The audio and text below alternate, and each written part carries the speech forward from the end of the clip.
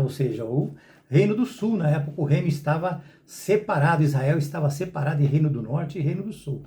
Portanto, o termo brotou do versículo 10, meus amados, significa que Nabucodonosor entrou para poder interferir, ou seja, brotar ou floresceu está se referindo diretamente a Nabucodonosor.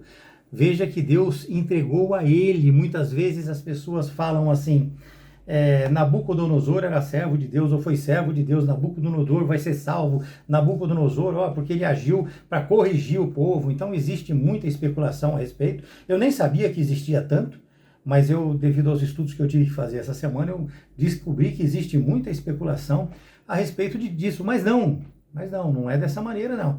Se nós lermos Daniel 1, o versículo 1 e 2 dele, não precisa nem ler na totalidade, né? Nós vamos entender que o Senhor, o versículo 2 diz assim, o ideal quando você lê aí é o 1 e 2, mas o versículo 2 ele diz assim, ele diz que o Senhor lhe entregou nas mãos a Jeoaquim. Então o Senhor lhe entregou nas mãos. Então foi Deus que entregou na mão dele o rei de Judá. Na mão dele ainda o rei de Judá. Portanto, não foi Nabucodonosor que tomou, mas foi Deus que entregou. Então Deus mostra mais uma vez que ele é soberano, mostra mais uma vez que o que aconteceu foi por permissão dele, foi para que houvesse a correção no povo do povo de Israel. O segundo tópico deste terceiro assunto, ele deixa claro também que Nabucodonosor ele já era soberbo. Nabucodonosor ele já era uma pessoa que era prepotente, presunçosa. Ele já era dessa maneira. Tanto que no texto fala que reverdeceu, ou seja, aumentou, né? Reverdeceu a sua soberba no versículo 10. Então, aumentou ainda mais quando ele se viu vitorioso e ele começou a lidar com eles lá. Então, isso aumentou ainda a sua soberba. E aí foi quando ele começou a exagerar, ele começou a extrapolar naqueles castigos. Nós vemos isso em 2 Reis, 2 Crônicas, Jeremias. Jeremias 52, 10, 11 diz que ele matou o rei da Babilônia, os filhos de Zedequias. Meus amados, não adianta a gente querer trazer muita coisa, mas é isso. Então ele se cresceu demais, ele se empoderou demais e começou a abusar, e Deus não mandou ele agir assim. Deus não queria isso dele. Então isso foi uma atitude tomada dele, por ele, e acendeu assim a ira de Deus contra a Babilônia.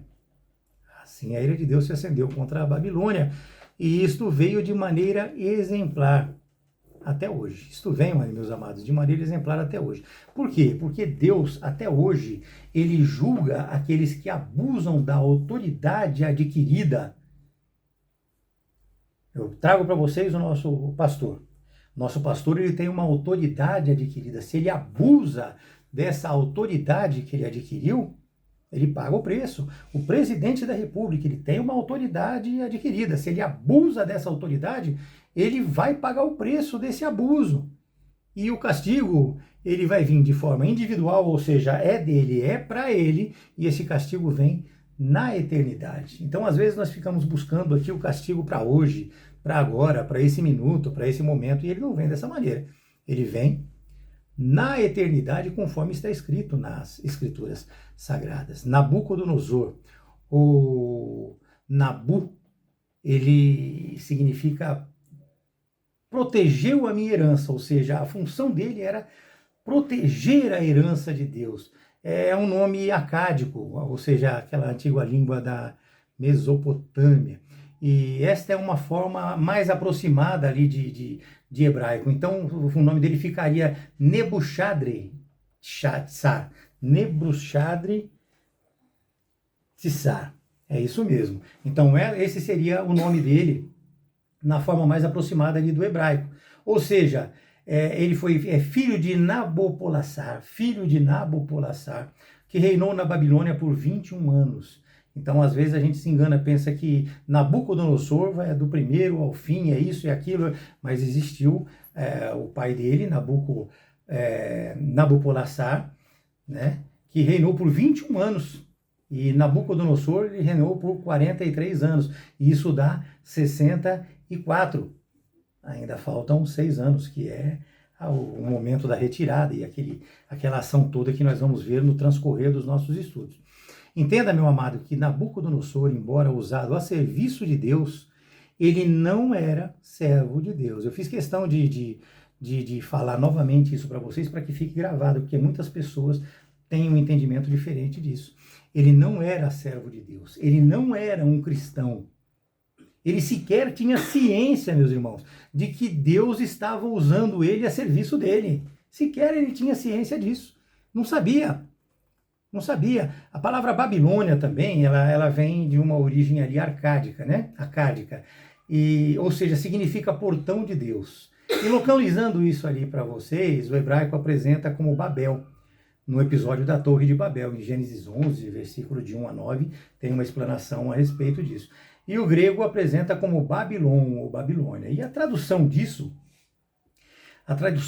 nos traz algumas coisas que nós conhecemos. Nós conhecemos como bagunça, não é verdade? Nós conhecemos como bagunça. Os caldeus e os babilônios, eles eram povos distintos e conquistadores, né? Isso é reconhecido em toda a teologia, todo o estudo que é feito.